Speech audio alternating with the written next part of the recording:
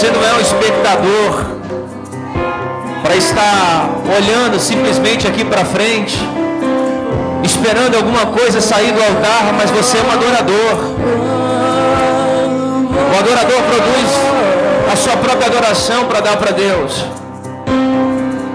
Deixa o Espírito Santo fluir nessa noite sobre a tua vida, sobre a tua família.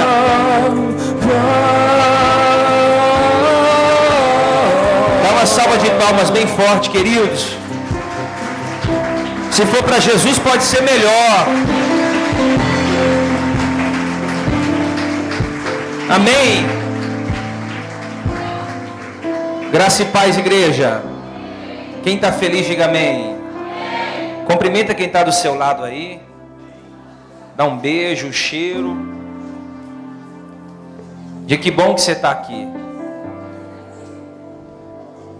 Abra sua Bíblia comigo no Salmos 66. Salmos de número 66.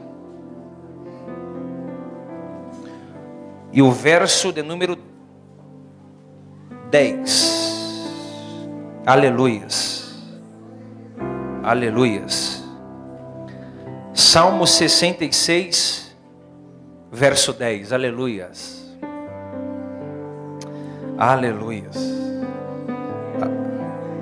Aleluias. Aleluias. Divide com quem está do seu lado aí, Salmo 66, verso 10. Eu queria falar hoje sobre o que você chama de prova, Deus chama de treinamento. Amém? Salmo 66, verso 10. Diz assim: pois tu, ó Deus, nos provaste, tu nos afinaste como se afina a prata. Tu nos puseste na rede, afligiste os nossos lombos, fizeste com que os homens cavalgassem sobre nossas cabeças. Passamos pelo fogo e pela água, mas nos trouxestes a um lugar espaçoso. Entrarei em tua casa com holocaustos, pagar-te-ei os meus votos, os quais pronunciaram os meus lábios, e falou a minha boca quando estava na angústia. Só até aqui. Vamos ler novamente o versículo 10, verso 10. Pois tu, ó Deus, nos provaste, tu nos afinaste como se afina a prata. Coloca a sua Bíblia no seu assento. Feche os seus olhos. Senhor, obrigado por essa palavra. Que o Senhor venha nessa noite fluir no teu Espírito, Deus. Que a tua presença possa estar conosco, assim como eu já senti a tua presença aqui desde o momento que eu pisei os pés. Tenha liberdade, Senhor, de falar através dessa mensagem. Atrapalhe esse simples esboço. Fale, Deus, aos corações. Quebra todo o céu de bronze, toda mente cativa, leva a obediência de Cristo. Agora nos confronte, nos exorte, nos alinhe com a tua presença, com o teu Espírito, e que a tua vontade possa ser notória nesse lugar, Senhor. Amém. Amém? Se assenta aí, queridos. Diga para pelo menos duas pessoas: o que você chama de prova, Deus chama de treinamento. Amém? O que você chama de prova, Deus chama de treinamento.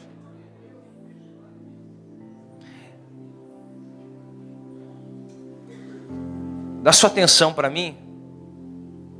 Eu queria começar essa mensagem dizendo que o que eu e você entendemos como prova, Deus ele entende como um treinamento.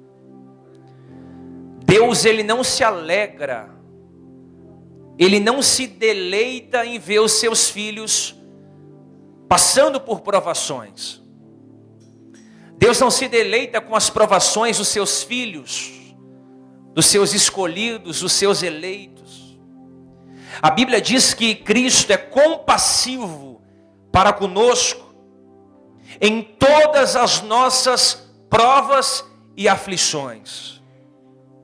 Sendo tocado por Deus, eu e você, Ele se compadece quando entramos em lutas que Ele percebe que nós não estamos conseguindo vencê-las. Em Apocalipse capítulo 2, no verso 9, João escreve à igreja de Esmirna dizendo o seguinte: eu conheço as suas tribulações e a tua pobreza. Ele está dizendo essencialmente: eu sei do que você está passando. Você pode não entender, mas Deus sabe de tudo o que você está vivendo. E é essencial que compreendamos essa verdade, porque o Senhor efetivamente é quem testa o seu povo. Eu estou dizendo que Deus não tenta o seu povo, porque quem tenta é o diabo. Deus, Ele testa o seu povo. No Salmo 66, no verso 10 que lemos, o salmista vai dizer o seguinte: tu, ó Deus, tu me afinaste como se afina a prata.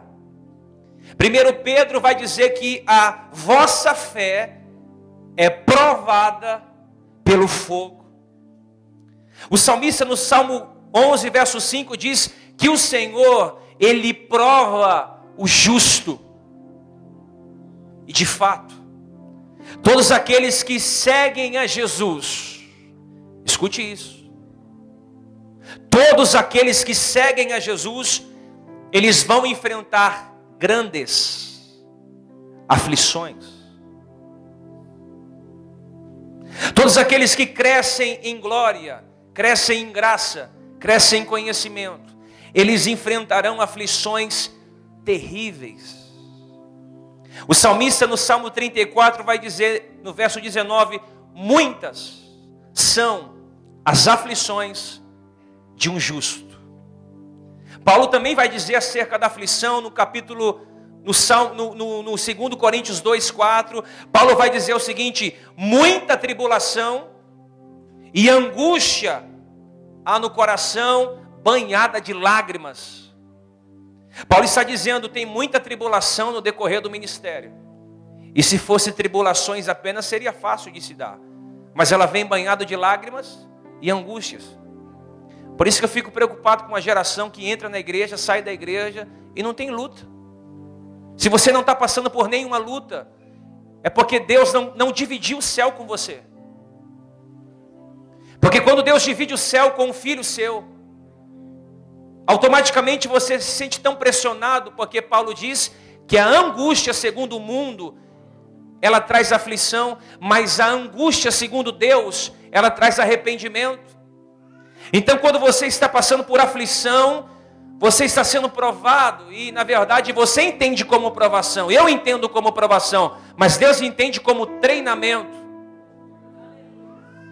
Em Hebreus capítulo 11, verso 37, descreve que os santos, eu e você, nós somos desamparados, afligidos, maltratados, suportando grandes quantidades de aflições.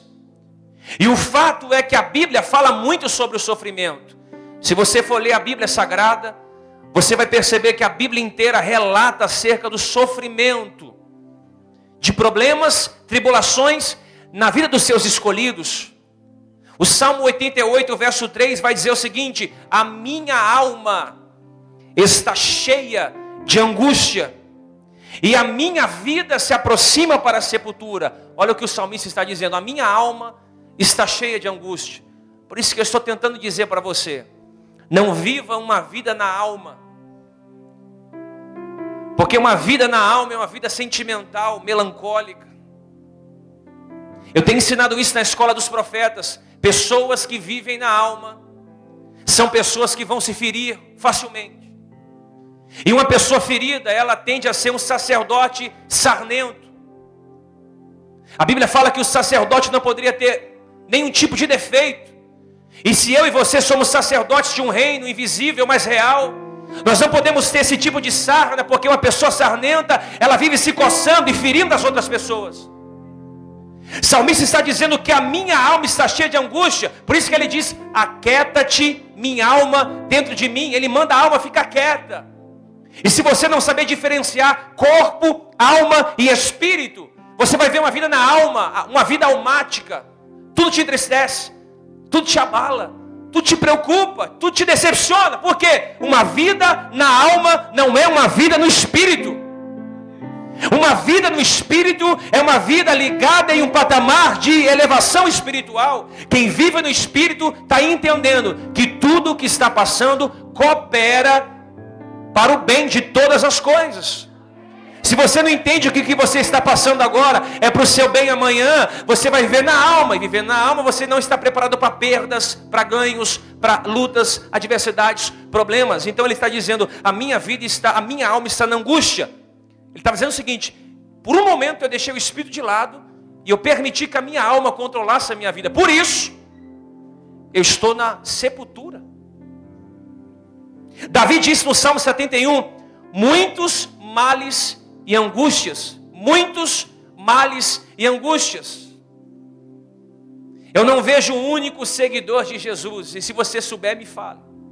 Eu não vejo um único seguidor de Jesus que não tenha suportado todas essas coisas mencionadas nas Sagradas Escrituras. Primeiro, provação. Segundo, tribulações. Terceiro, problemas. Quarto, aflições. Quinto, angústia. Olha o pacote que olha que pacote lindo que Jesus entrega na sua mão quando você está maduro. Provação, tribulação, problema, aflição e angústia. Aí você olha para a sua vida e diz: a minha vida não anda. É porque você não entendeu que é um teste, não uma prova. O que eu chamo de prova, Deus fala: não, eu estou te treinando, não é uma prova. É isso que você tem que entender nessa noite. Davi disse: eu tenho suportado dores, grandes problemas e grandes provações. E eu sei que muitos outros que estão ouvindo essa mensagem também estão passando pelas mesmas coisas que eu estou passando. Se você está enfrentando angústias e provações, é um sinal. É um sinal de que Deus está testando a nossa lealdade. Por essa razão, todo cristão deve saber aceitar que Deus tem um propósito em todo o nosso sofrimento. Eu vou repetir para você entender. Por essa razão, todo cristão deve saber, e além de saber, ele deve aceitar que todo sofrimento tem um propósito de Deus por trás disso. Nenhuma prova, escute isso, nenhuma prova, ela entra na sua vida sem a permissão soberana de Deus. Tudo que você está passando foi permissão soberana de Deus sobre a sua vida. E é um dos propósitos de Deus por trás da nossa aprovação, é produzir em nós uma fé inabalável. Frank, todas as provações que você está enfrentando é permissão de Deus, não para dizer que você pode ser melhor ou pior, mas é para te dar uma fé inabalável. Essa é o tipo de provação que Deus nos coloca. Deus não te coloca em uma prova para fazer você desviar. Deus não te dá um fardo maior que você pode caminhar ou carregá-lo. Por quê? Porque se Ele te dá uma prova maior e você desistir, você está provando que a sua fé é uma fé superficial, uma fé de fingimento. Mas se Ele te dá uma prova, se Ele te dá um fardo e você sobrevive, segura firme, Ele está dizendo: meu filho, tem uma fé inabalável. O problema é que muitas pessoas, por qualquer coisa, elas deixam a sua fé de lado, escorrer pelo ralo, ganham uma água suja. Eu olho daqui de cima e eu vejo pessoas que o diabo está fazendo de tudo, e uns estão entendendo e estão segurando firme, porque está produzindo em você fé. Eu não estou dizendo fé para você alcançar alguma coisa, eu estou dizendo fé para suportar dias difíceis, dias de luta. Em 1 Pedro capítulo 1, verso 7, Pedro descreve: para que a prova, olha como que ele fala, para que a prova da vossa fé, muito mais preciosa que o ouro que perece e é provado pelo fogo, se ache em louvor e em honra e em glória na revelação de Jesus Cristo. Pedro está chamando essas experiências que eu e você passamos do dia a dia de provas de fogo.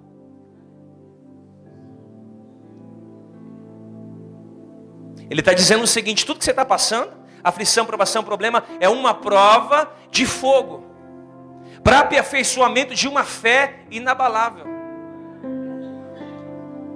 Paulo testifica ser afligido com provações já na fase da velhice. Imagina Paulo com 80 anos sendo provado por Deus. Quantos anos você tem? 30, 40, 50, 60, 70 anos e está sendo provado? Glorifique a Deus, porque você, no final da sua vida, você vai poder escrever igual Paulo escreveu em 2 Coríntios 4:7. Eu, na minha velhice, cabelos brancos, eu combati o bom combate, eu completei a minha carreira e eu guardei a minha fé. Era isso que ele estava dizendo.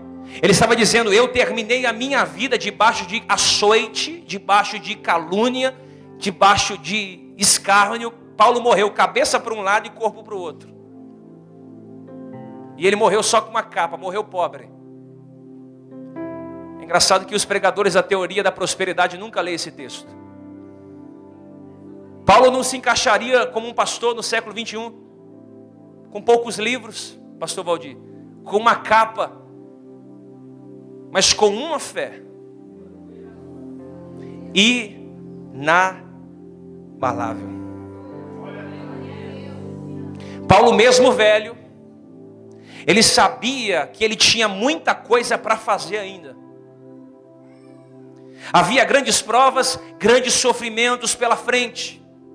Porém, ele podia honestamente dizer: eu não posso ter compreendido Cristo. Como que ele queria me aperfeiçoar em meio às provas? Ele poderia, na sua velhice, dizer: como é que Deus quer me aperfeiçoar com tanta prova que eu estou passando?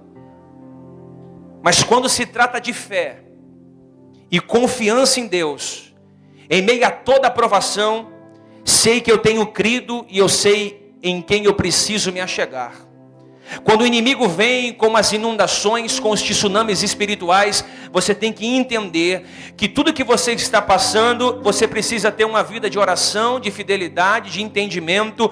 Paulo poderia dizer: eu tenho sido fiel a orar, eu tenho sido fiel a ler a Bíblia, eu tenho sido fiel a ensinar as Escrituras, de ir à igreja, mas ele poderia olhar no espelho e dizer: mas isso não está funcionando para comigo.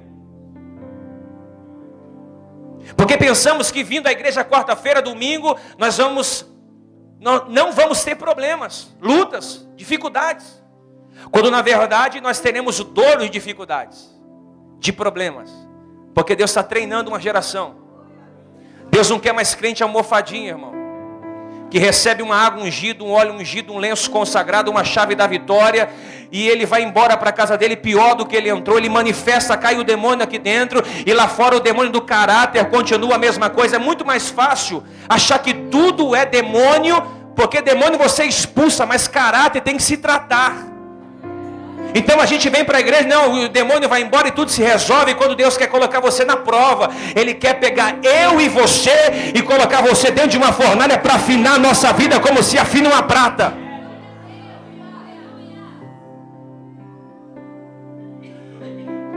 Paulo poderia olhar para o céu e dizer: eu sei que o Senhor é bom e eu vou confiar nele em meio a isto.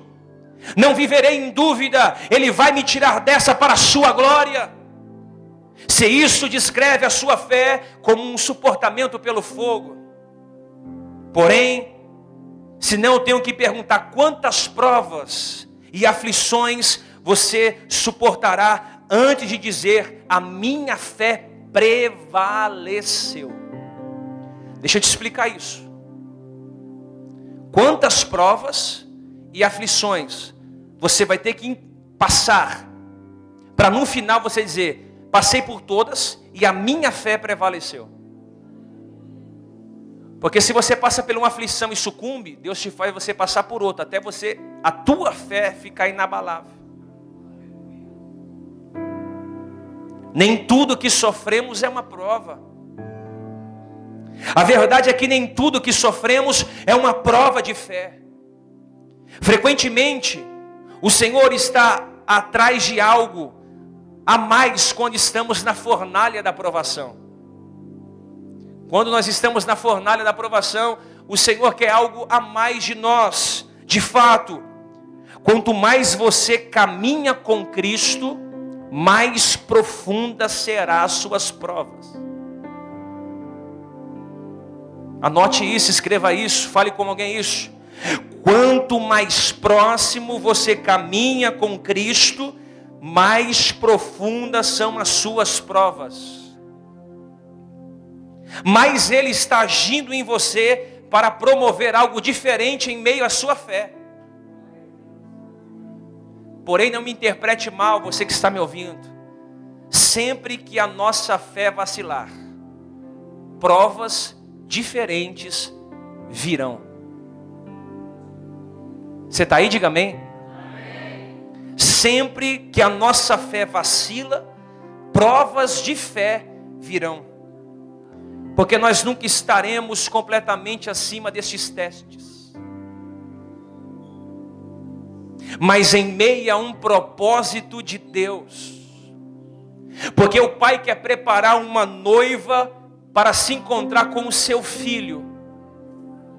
E quer de nós uma provação muito maior para provar nossa fé para esse encontro. Essa noiva será provada e essa noiva está diante de mim. Essa noiva será provada grandemente e o seu amor pelo noivo passará pelo fogo. É como você tem uma vida de casado. Você que tem uma vida de casado, em algum momento do seu relacionamento com o seu marido, com a sua esposa, com o seu namorado, a vida vai trazer uma prova de fogo para ver se você ama ou não ama. Se você é noiva ou amante. Porque a noiva ama, a amante é interesseira. Quando você é passado pelo fogo, você é provado grandemente. E a noiva está sendo provada nesses últimos dias.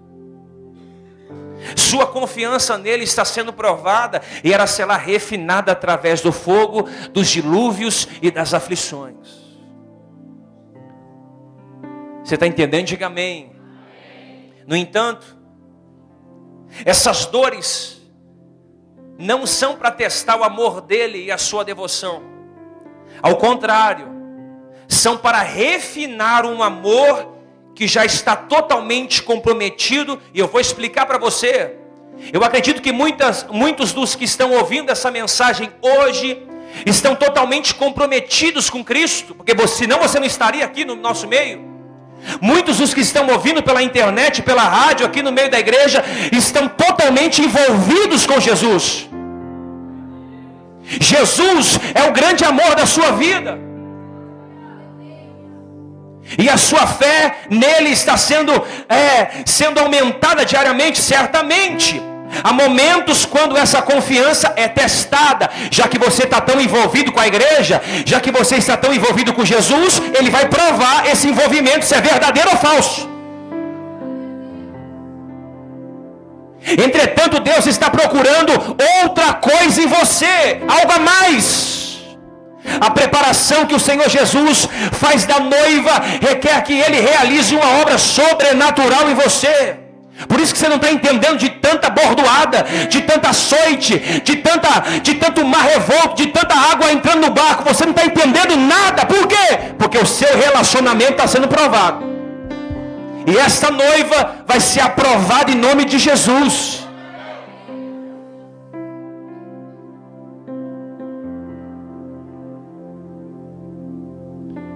Deixa eu dizer algo para você.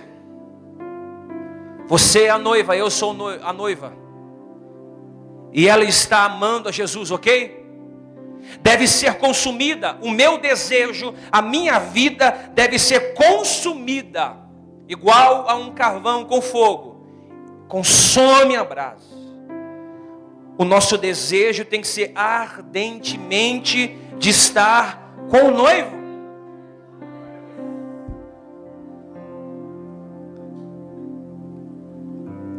Deve ficar livre de qualquer distração na nossa vida. Você deve ficar obcecado. Eu sei que isso aqui para alguém pode te parecer forte demais. Eu vou ficar um crente habitolado.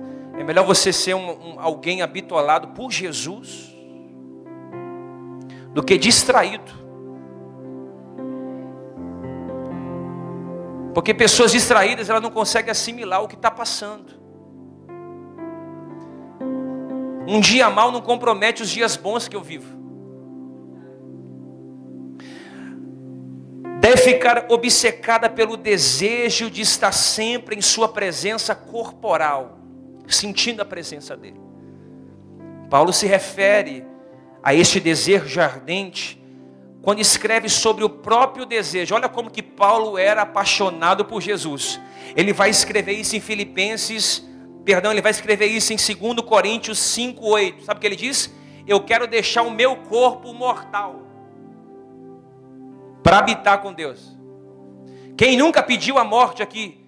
Ou na mente falou, se eu não tivesse mais nesse corpo, eu ia estar com o Pai lá em cima, sem problema, sem luta, hein, Valdizão? Que Deus nos arrebate, é ou não é? Quem nunca orou assim? Paulo está dizendo, eu quero deixar o meu corpo, a minha matéria, os meus músculos, as minhas mãos, o meu pensamento, eu quero habitar com o Senhor. Por que ele falou isso? Porque ele sabia que para viver, o viver era Cristo. E o morrer era lucro. Você está aí, diga amém. E isso não está falando de uma fixação obsoleta. O apóstolo claramente vivia uma plena vida útil com Deus, mas ele disse, alguém me anseia estar com o Senhor. Onde ele está? Ele queria estar com Deus.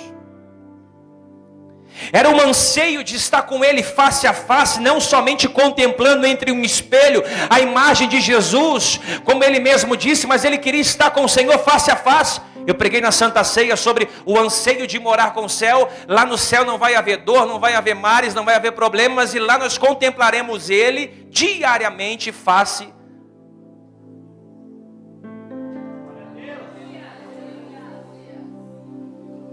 Paulo estava dizendo, eu estou desacostumando de viver no mundo. E eu não quero me distrair nesses últimos dias. Eu vou dizer algo que se você não pegar, é porque você está fora do Espírito.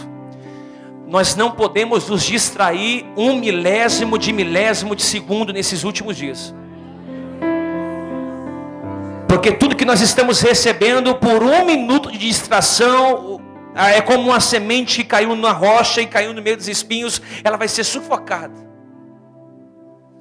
Eu falava com Deus essa semana, Senhor, nós estamos recebendo tanta unção de Deus, tanta palavra de Deus, tanta intimidade com Deus, e Deus disse no meu coração, eu estou te entregando isso, mas se você se distrair, você vai perder o que eu estou te entregando. É por isso que tem pessoas que 1 mês está cheia e 3 meses vazia. Ela está cheia em um culto, domingo ela está vazia, ela está cheia na quarta, na segunda ela está fraca, na terça ela está cheia, mas na quinta ela está pedindo a morte. Por quê? Porque ela se distrai. E Ravenhill diz que o entretenimento é o substituto diabólico da alegria. Neste momento, Deus está preparando um novo mundo para eu e você estar. É um novo céu e uma nova terra para o seu povo estar.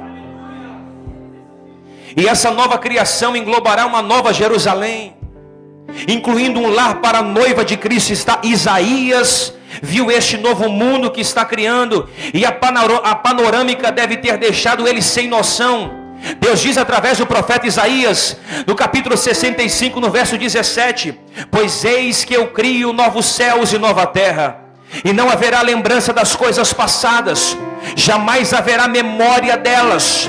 Mas vós folgareis, relaxareis e se alegrareis perpetuamente no que eu estou criando para vocês. porque o que eu vou criar para vocês vos dará alegria na Nova Jerusalém, e vocês vão estar em um momento de gozo no Espírito. Era isso que ele estava contemplando e vendo, Deus criando uma Nova Jerusalém, e tudo que passou, até a memória vai ser apagada, porque tudo que Deus faz é novo. Eu quero profetizar na sua vida, Deus fará tudo novo de novo. Deus está dando aqui uma poderosa declaração à noiva de Cristo. Ele está dizendo, na realidade, no meio da provação que você está vivendo neste instante, fixe a sua mente na verdade. O mundo não é a sua casa.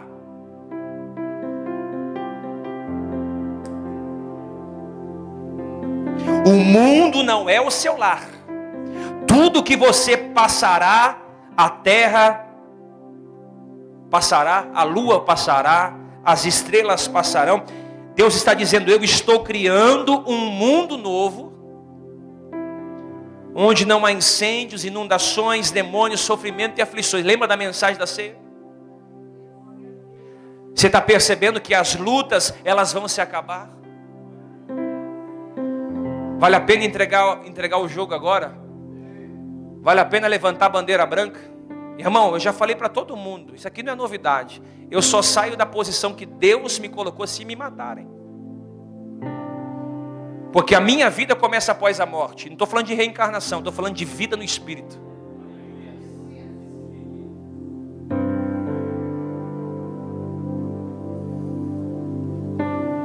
Percebe que as lutas passarão? Fixe seus olhos em Cristo. E ponha o seu afeto de morar na eternidade.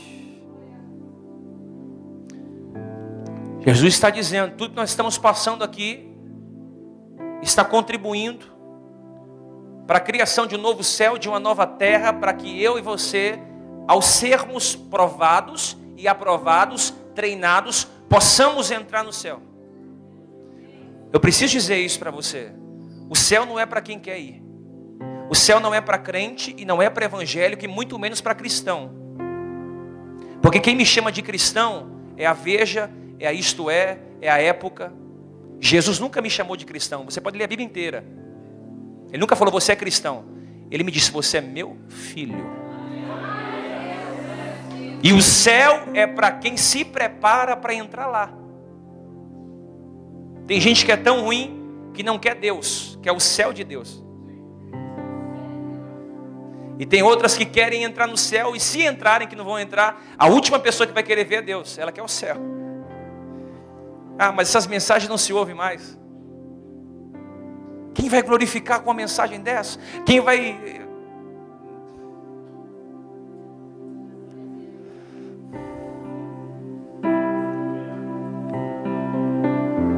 Meu amado, eu estou sentindo uma unção muito poderosa de Deus aqui. O sofrimento que muitos estão suportando agora não é prova. O que você está passando não é prova. É treinamento. É ensino.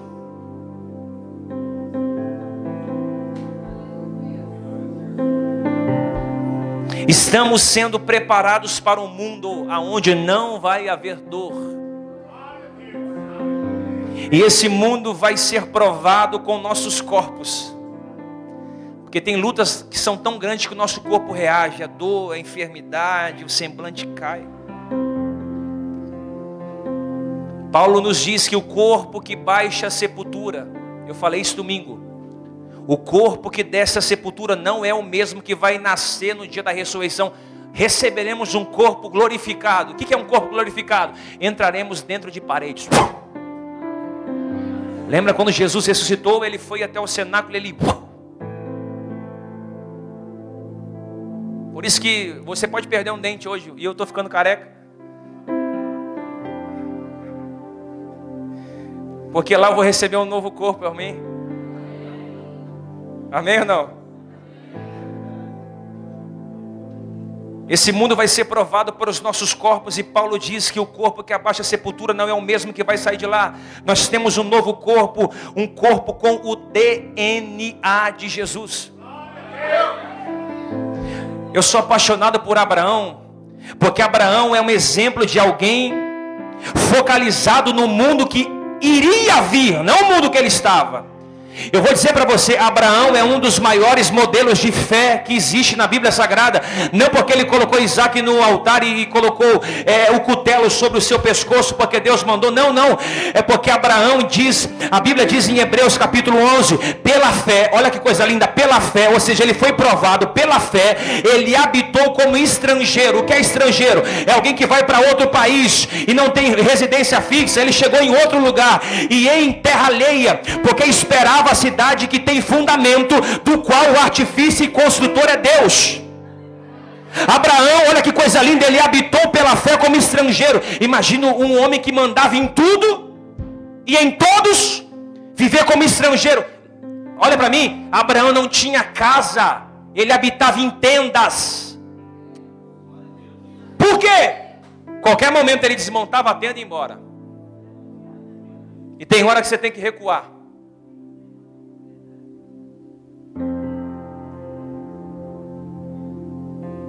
Abraão passou por uma grande prova de fé e obediência quando ele ofereceu o seu filho em holocausto, em oferta, em sacrifício.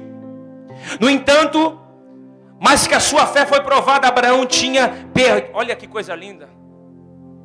Por mais que Deus provou Abraão, ele tinha perdido o interesse de ficar na terra, porque ele estava esperando uma nova terra. Então ele se tornou um estrangeiro na terra dele.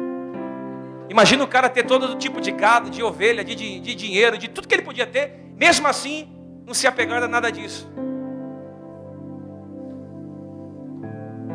Ele tinha uma fé que havia um propósito maior do que ele podia ver. Eis um homem que verdadeiramente estava no mundo, mas não fazia parte dele, era Abraão. Vendo a sua cidadania em outro país. Deus vai te enriquecer, te prosperar, te colocar por cima. Tudo que a Bíblia diz eu creio. Só que você vai estar tão experimentado pela fé.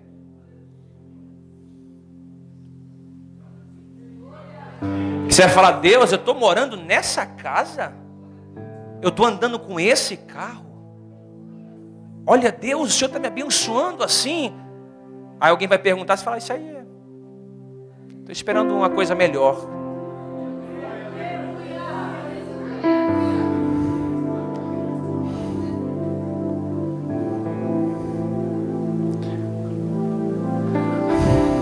Agora considere o que Hebreus diz de Jesus, porque Jesus é o meu maior modelo.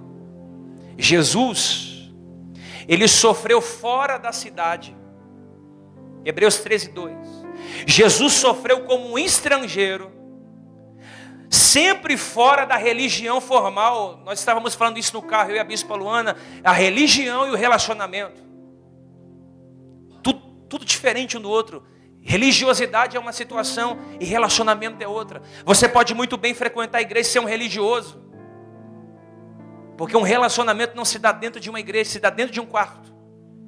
Anote isso. Relacionamento não se dá dentro da igreja, mas se dá dentro de um quarto.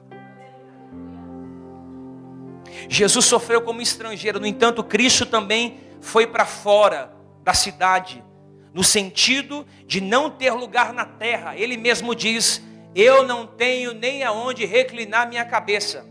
Essa expressão, eu não tenho aonde reclinar minha cabeça, não tinha casa, é porque reclinar a cabeça falava de sepultura, e ele não tinha uma sepultura. Ele estava dizendo o seguinte, eu não tenho nem lugar para morrer. Foi doado o sepulcro novo. Ele ficou só 3 dias.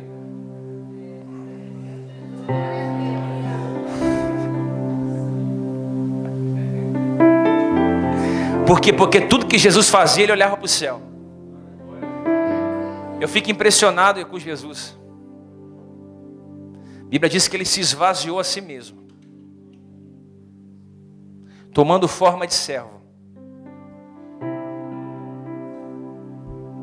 No último dia da ceia dos discípulos, houve uma discussão na mesa. Quem vai ser o maior? Ele ia embora. E o pau estava comendo na mesa. Quem vai assumir o lugar de Jesus aqui na terra? Ou lá no céu? Ele falou, vocês não entenderam nada. O maior é o que serve. E eu disse isso na segunda-feira na escola de profetas. Servir não é serviço e não é ser visto. É apenas servir. Como o nosso Salvador e como nosso antepassado Abraão, nós não temos aqui a cidade permanente, mas buscamos a que há de vir. Vivemos e trabalhamos nessa terra, somos estrangeiros aqui. Nossa verdadeira pátria está na Nova Jerusalém, aquela que Isaías viu e aquela que Deus como construtor está fazendo. Hebreus vai dizer o seguinte: saiamos pois para fora do arraial, levando o seu vitupério. Enquanto não estivermos também fora do arraial, ele está dizendo, enquanto nós não estivermos fora desse mundo, fora de Sodoma, fora de Gomorra, fora das crises, das aflições, fora das cobiças, do materialismo deste mundo, nós estaremos aonde está o noivo. Nós estaremos aonde está o noivo quando eu quebrar o elo do materialismo, quando eu quebrar o elo da ambição, quando eu quebrar o elo da autocomiseração, quando eu quebrar o elo da ganância, da soberba, dos 7 pecados capitais. Se eu quebro o elo, eu piso o meu pé em solo santo. Foi assim que aconteceu com Moisés. Ele só viu a sarça ardendo porque ele pisou em um solo santo, um solo consagrado. E você só pode estar em um lugar santo quando você quebra o elo do materialismo. Porque qualquer hora Deus pode tirar e te dar. Então você tem que estar com esse elo quebrado. Podemos ter uma boa casa, e é necessário, é condições de sobrevivência. Podemos ter um bom carro, porém temos que vigiar para que as coisas materiais não tomem as rédeas do nosso coração.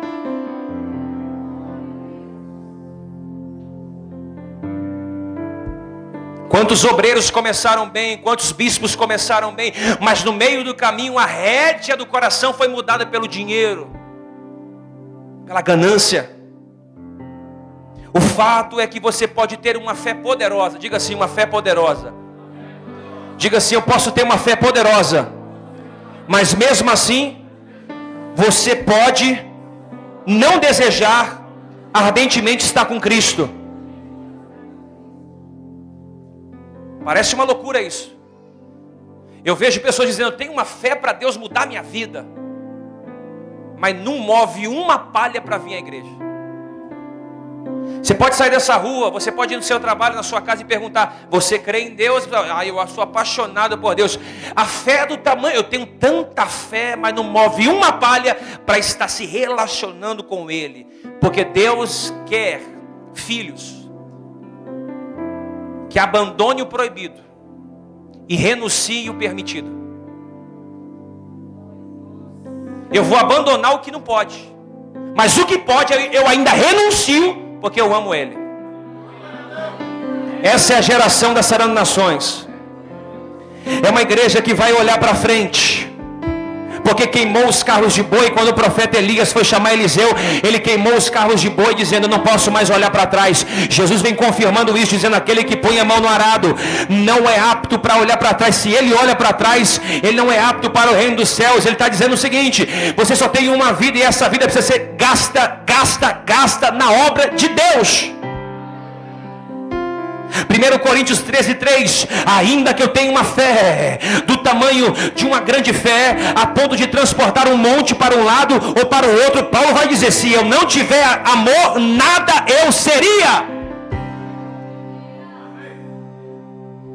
Paulo está dizendo, você pode ter muita fé, mas se não tiver amor, esquece.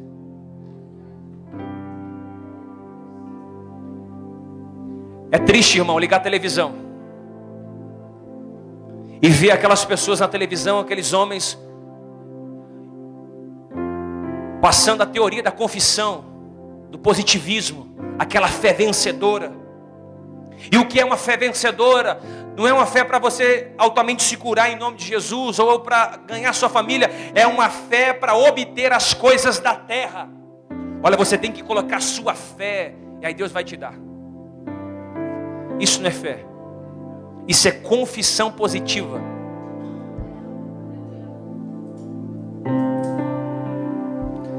A pessoa pode ter fé, mas pode não querer se relacionar com Jesus. Porém não tem o desejo veemente de estar com Cristo. Em vez disso, tem os olhos fixos nas coisas desse mundo. Eu acho que tais pessoas não querem ouvir a respeito de como fixar os seus olhos no céu e se afastar desse mundo. Para elas tal mensagem significa uma interrupção de uma boa vida que desfrutam aqui. Vai falar de salvação para um rico, ele vai dizer: não me fale disso, me fale de como eu cresci a minha empresa, me fale de como eu ficar milionário, multimilionário. Vai falar de Jesus para um bilionário, ele vai dizer: não me fale disso, me fale de como eu abri mais empresas esse ano, de contratar mais funcionários.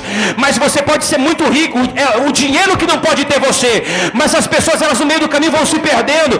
Então Paulo está dizendo: a sua fé tem que ser uma fé, não uma fé vencedora para obter, mas tem que ser uma fé para quando você for refinado como a prata, a sua fé sair de lá inabalável.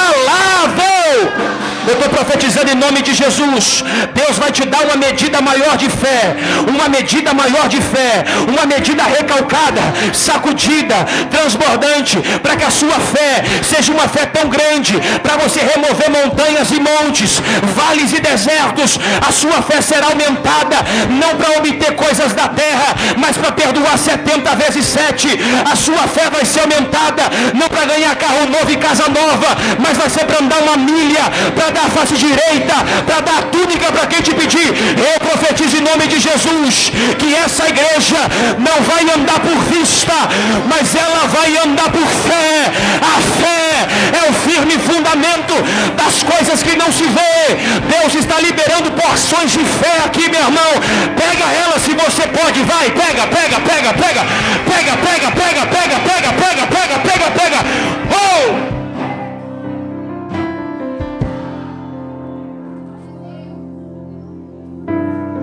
Assim como a prata foi refinada pelo fogo, assim está sendo a sua vida, refinada pela prova, refinada pela angústia, refinada pelo fogo. Mas você pode ter certeza, o diabo vai ficar de queixo caído, irmão, porque ele vai ver você entrando na fornalha e saindo do outro lado, meu irmão, sendo provado, mas com uma fé inabalável.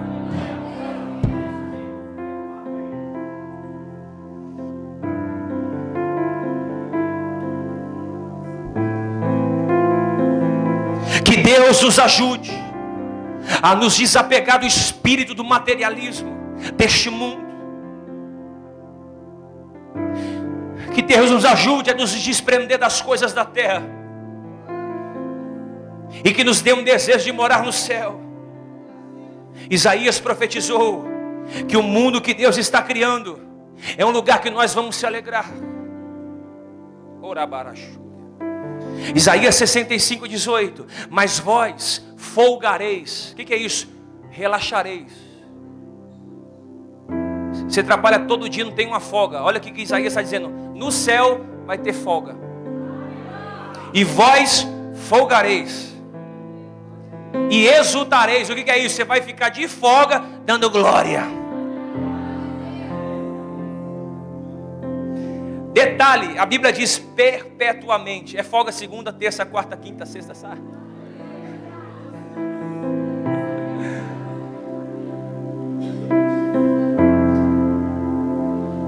Porque eis que crio para Jerusalém alegria e para o seu povo regozijo. A palavra hebraica criou neste versículo significa trago à existência. Vê que Isaías está dizendo: Deus está criando não somente um novo mundo, mas também um povo especial para estar nesse mundo.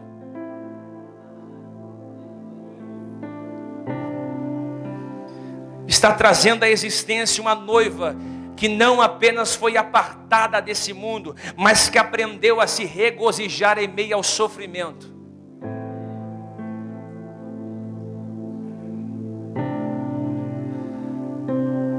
O megafone, diga assim: a dor é o megafone de Deus. Quando Deus quer falar através de você, Ele vai te dar dor. Ah, eu não quero dor. Deus não fala. Pai, afasta de mim esse cálice, dor.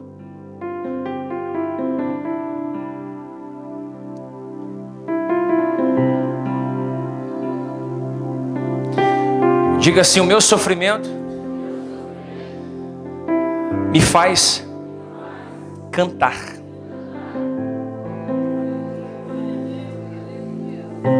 O seu sofrimento te forma na escola da adoração.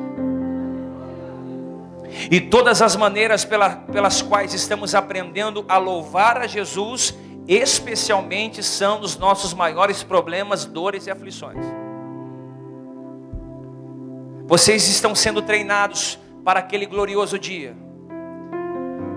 Que quer dizer isso para os cristãos que vivem com medo e preocupação constante. Você que está preocupado com o que vai comer amanhã, com o que vai vestir amanhã. Você que não conseguiu ainda se desvincular das contas que vai pagar amanhã. Eu não estou dizendo para você relaxar e se conformar, mas isso não vai te trazer nenhuma paz no dia de hoje. Deixe o seu mal para cada dia do seu mal. Vale o mal de hoje, amanhã é outro dia. Paulo está dizendo isso. Você não pode viver com medo. Porque se você vive com medo, você se assemelha às pessoas do mundo. Mas se você passa pelas provas feliz, se você passa por uma prova feliz, você sabe cantar no meio daquela prova e enfrentar a provação da maneira que tem que ser enfrentada. É muito importante como vamos reagir às tribulações que o próprio Deus permite que entramos.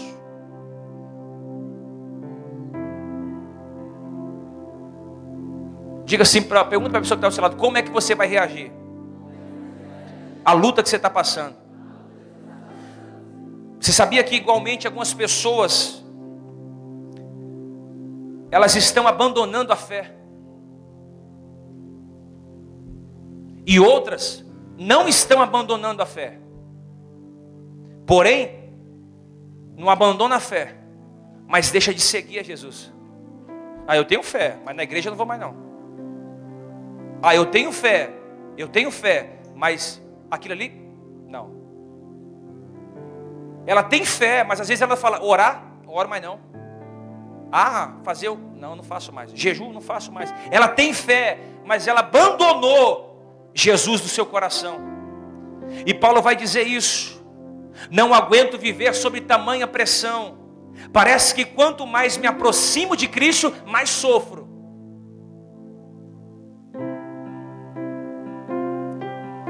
Pergunta-se como Paulo podia dizer. Paulo diz assim: quanto mais eu me aproximo de Jesus, mais eu sofro, mas eu adoro esse sofrimento.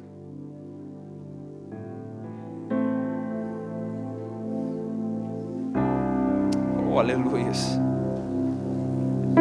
Romanos capítulo 8.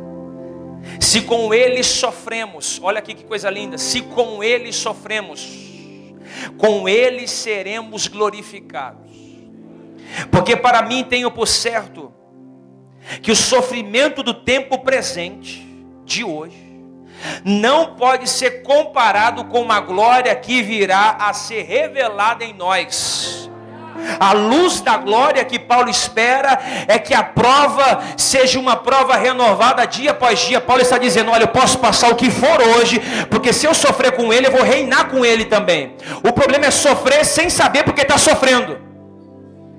Tem muita gente aqui sofrendo sem saber do que está sofrendo. A mesma coisa assim, você tem 1000 portas abertas, e o pior não é ter todas as portas abertas, é não saber por qual porta entrar.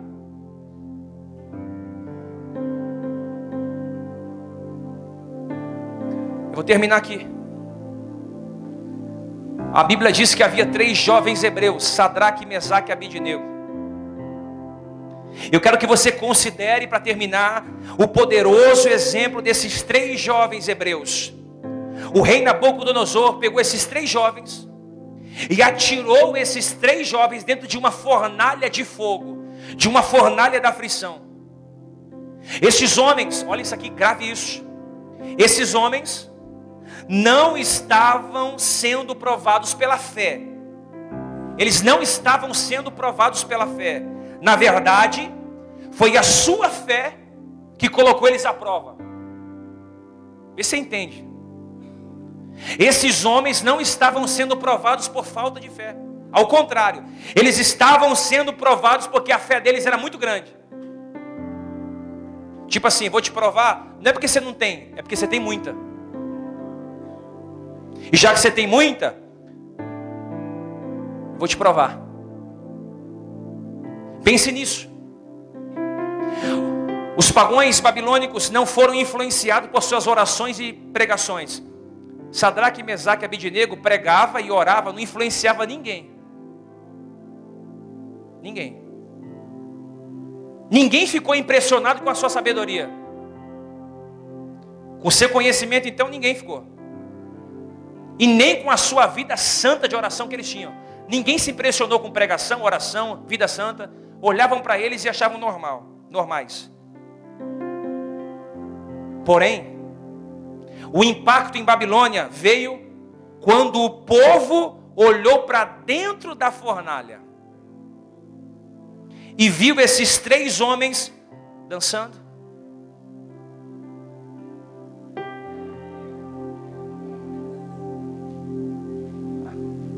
E o texto diz que eles dançavam e cantavam. Aí o povo falou: meu Deus, eles pregaram e não me convenceram. Eles oraram e não mudou.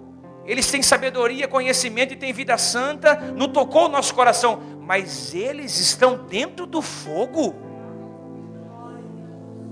E no fogo eles dançam. E no fogo eles cantam. Porque o texto da Bíblia Sagrada vai dizer que eles, regozijando, louvavam a Deus nas horas difíceis. A Bíblia diz assim que Nabucodonosor lançou 3 jovens hebreus. Quantos? Aí ele olha e vê 4. Quem lançou o 4º homem?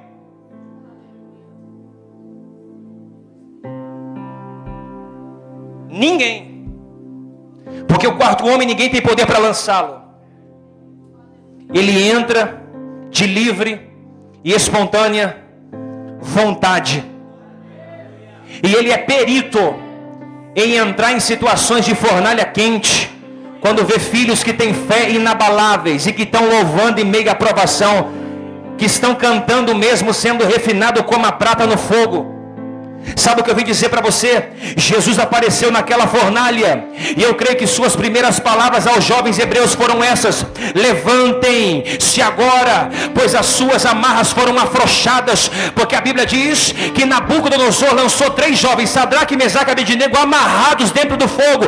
Quando Jesus entra dentro do fogo, ele vai desamarrando um, desamarra outro, desamarra e faz uma cirandinha do meio da fornalha de fogo.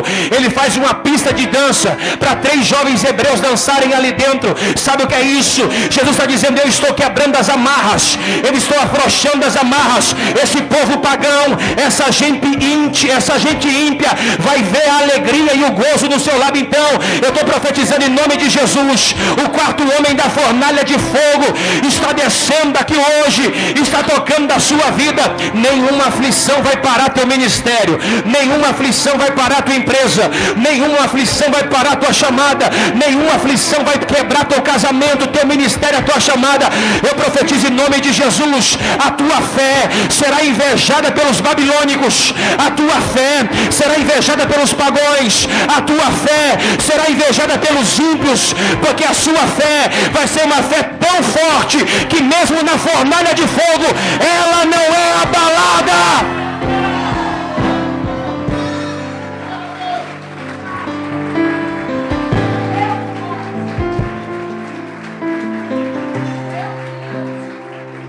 A Bíblia diz que Nabucodonosor ficou espantado. Ele ficou espantado. E ele pergunta: o que está acontecendo ali? Não lançamos 3 homens dentro do fogo, porém eu vejo 4 e eles não estão amarrados. Vejam, eles estão cantando, eles estão louvando. E esse 4º homem, ele tem o semblante de um homem diferente. O seu cabelo é branco como a alva lã, os seus olhos são como chama de fogo. Tem um cinto dourado no seu peito, uma roupa branca. O seu pé é como de um latão reluzente saído de uma fornalha de fogo. Na sua boca sai uma espada afiada de 2 gumes, e ele tem um cetro de justiça em sua mão. É ele mesmo, é o 4º homem da fornalha, é aquele que com uma pedra faz Davi derrubar gigante. É ele que entra dentro da cova de leões e faz leões jejuar. É ele mesmo que com uma queixada faz Gideão matar 1000 filisteus. Esse é o teu Deus, esse é o teu Deus, esse é o teu Deus. Jesus vai aparecer na fornalha de fogo da tua vida. Ei, meu irmão, entenda uma coisa: tudo que tu está passando não é prova, é treinamento. E Deus só treina os seus melhores soldados, Deus só treina os seus melhores filhos, Deus só treina os seus escolhidos. Os seus escolhidos passarão pela fornalha de fogo e serão refinadas como a prata, e sairá de lá brilhando como ouro.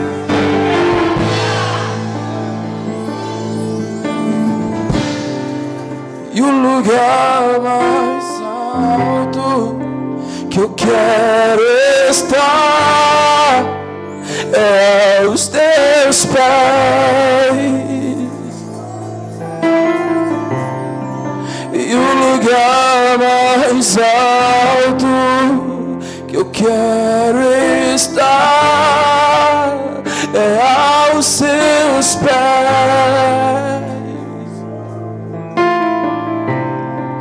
E o lugar mais alto eu quero estar é aos seus pés.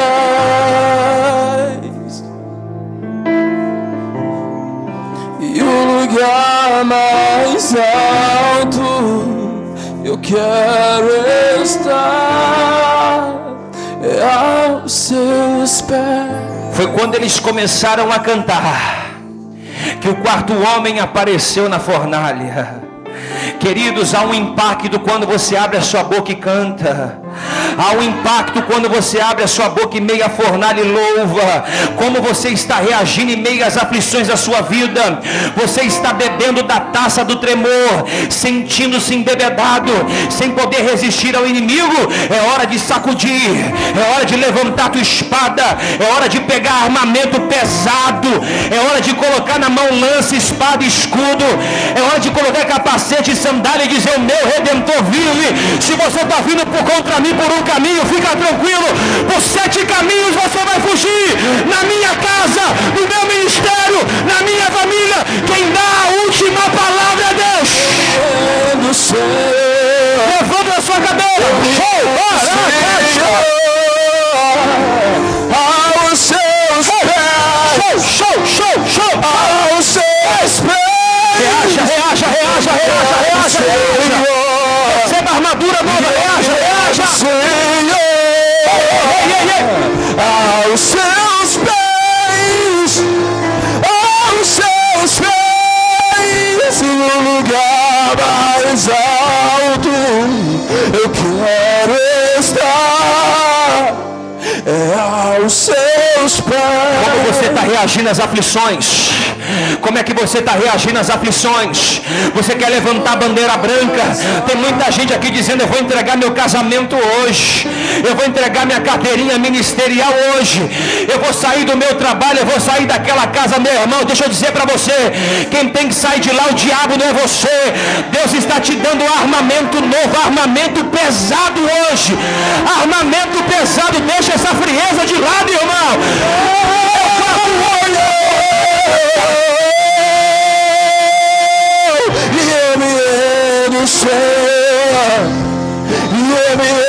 Senhor, aos seus pés, e eu me rendo, Senhor, aos seus pés,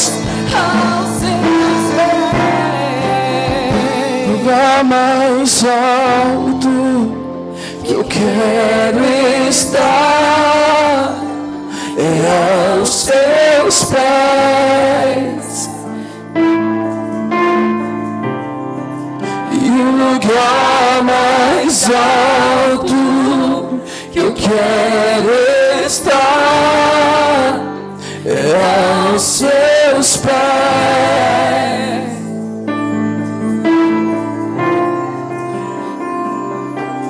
Eu não sei o que te lançou dentro de uma fornalha, e você está amarrado nessa situação. Eu quero dizer para você, você está livre. Não importa qual seja a prova, se alegre, cante, regozije, sabendo que o quarto homem está na fornalha consigo. Cristo se revela na nossa vida por meio do sofrimento, e o fogo, ele vai queimar todas as cordas que estão te amarrando. Por isso que você tem que entrar dentro dela, para que o fogo quebre as amarras da sua vida. Eu não sei, irmão, eu estou dizendo para você, há um caldeirão de fogo aqui hoje. Essa noite é especial para alguém que veio ouvir essa palavra. Deus está dizendo para você, você não é um projeto falido, você é um escolhido, uma escolhida, uma eleita.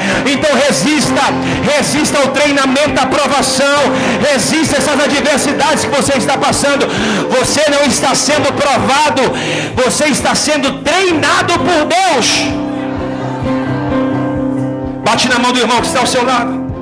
Diga assim: provavelmente você está sendo treinado e não sabe. Vai, procura 3 ou 4 crentes aí pentecostal. Se for geladeira, pula. Mas se for pentecostal, diga: provavelmente está sendo treinado. Vai. Se for crente pentecostal, junto com os querubins cantamos. Abre a tua boca, meu irmão. Isso aqui é fogo de guerra. Então o diabo não cala a nossa voz. Então eu louvarei. Deus está liberando filhos. Então adorarei. Sinta as amarras sendo quebradas. Que o diabo saia da sua família hoje. Que o diabo saia da sua empresa hoje, em nome de Jesus. Que as amarras financeiras sejam quebradas hoje.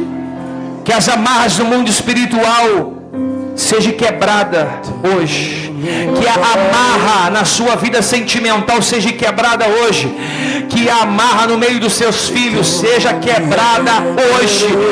Eu profetizo em nome de Jesus que essa aflição não vai te matar, ela vai te deixar mais forte em nome de Jesus. E isso aqui não é palavra de autoajuda, isso aqui é para quem tem uma fé inabalável, uma fé do Salmo 66, uma fé de entrar na prova e ser afinado como prata. Eu quero terminar essa pregação dizendo: Deus está levando uma geração para dentro da fornalha, para revelar o profundo e o oculto do quarto homem que só se encontra lá dentro. Você vai sair mais forte. Show!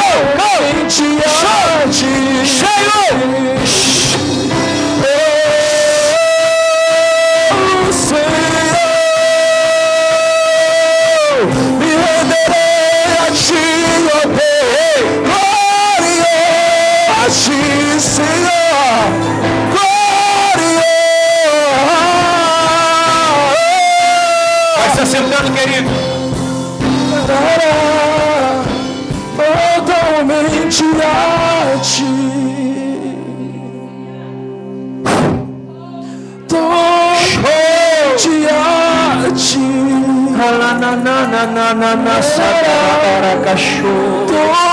Totalmente a ti. Araba. Então eu louvarei. Show. Então adorarei. Então me renderei.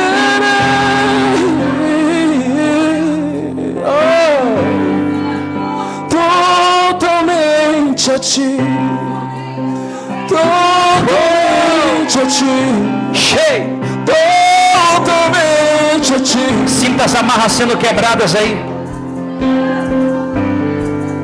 Totalmente a ti. Sinta os seus pés sendo libertos.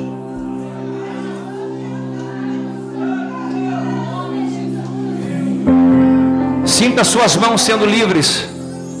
Não queremos Receba ideias, estratégias na sua mente de governo. Você não vai terminar esse ano chorando, meu irmão. Venha Deus. Porque um treinamento ele tem um tempo certo para terminar. O seu treinamento você vai usar para treinar outras pessoas. Se você desistir agora, o que vão dizer de você? Amanhã o meu filho vai olhar para mim e vai dizer: o meu pai sofreu como ninguém. Ele cuidava de um povo e foi muita luta, muita adversidade.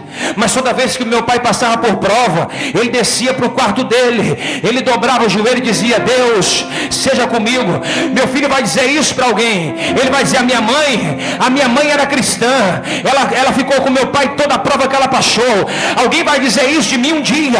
Ele tinha tudo para abandonar, mas não abandonou. Ele é casca grossa, casca de ferida, não abandona o barco. Deixa eu dizer para você: não abandone o teu ministério por nada.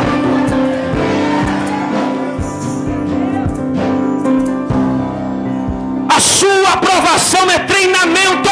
Treinamento. Treinamento. Não queremos só na visita.